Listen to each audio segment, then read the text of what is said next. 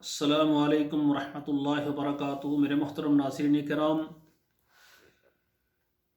اللہ ذو جلال کی رحمت اور مہربانی سے آج آپ کے سامنے یہ قرآن مجید کا 23واں پارہ ہے اور سورہ الصافات یہ آج شروع ہو رہی ہے۔ اس کی پہلی جو ہے 10 یہ آیتیں میں ان کی تلاوت کروں گا اور ان کا ترجمہ عرض کروں گا۔ سورۃ الصافات مکیہ وہی 182 آیہ و5 رکوعات۔ اعوذ باللہ من الشیطان الرجیم، بسم اللہ الرحمن الرحیم۔ والصافات صفا فالزاجرات زجرا فالتالیات ذکرا ان الہکم لواحد رب السماوات والارض وما بینہما ورب المشارق انا زینا السماء الدنیا بزینۃ الکواکب وحفظا من کل شیطان مارد لا يسمعون الى الملأ الاعلى ويقذفون من كل جانب دحورا ولهم عذاب واصب إلا من خطف الخطفة فأتبعه شهاب ثاقب۔ ناظرین اکرام، اب ان آیتوں کا آپ ترجمہ سماعت فرمائیں۔ والصافات صفا، قسم ہے صف باندھنے والوں کی قطار ہو کر۔ فالزاجرات زجرا، پھر ڈانٹنے والوں کی زجرا جھڑک کر۔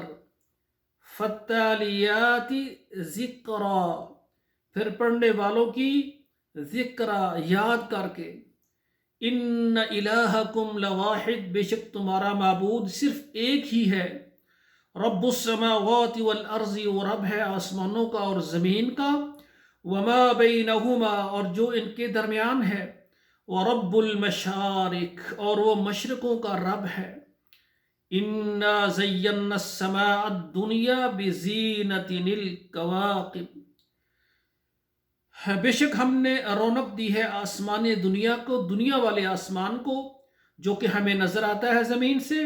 بزینۃ الکواکب، تاروں کے ساتھ ان کو پر رونق اور خوبصورت بنا دیا۔ وحفظا من کل شیطان مارد، اور حفاظت ہے، بچاؤ ہے ہر سرکش شیطان سے۔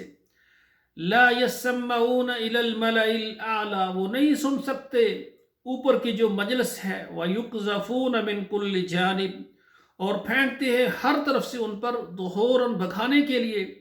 وَلَهُمْ عَذَابٌ وَاصِبٌ، اور ان کے لیے عذاب ہے، ان کے لیے مار ہے یہ ہمیشہ کے لیے۔ إِلَّا مَنْ خَطِفَ الْخَطْفَةَ، مگر جو اچک لیتا ہے وہاں سے۔ فَأَتْبَعُهُ شِهَابٌ ثَاقِبٌ، پھر پیچھے لگتا ہے اس کے چمکتا ہوا انگارہ۔ تو ناظرین کرام، یہ 10 آیتیں میں نے آپ کے سامنے ترجمے کے ساتھ پڑھی ہیں۔ اکثر میں 5 آیتیں دیتا ہوں، لیکن اس کی چھوٹی آیتیں تھی، پھر میں نے کہا چلو 10 آیتوں کا ایک درس ہو جائے۔ تو اس صورت میں 10 آیتوں پر درس دوں گا۔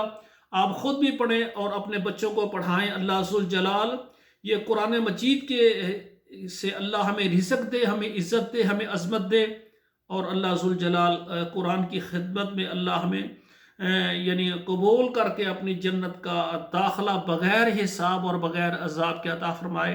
والسلام علیکم ورحمۃ اللہ وبرکاتہ۔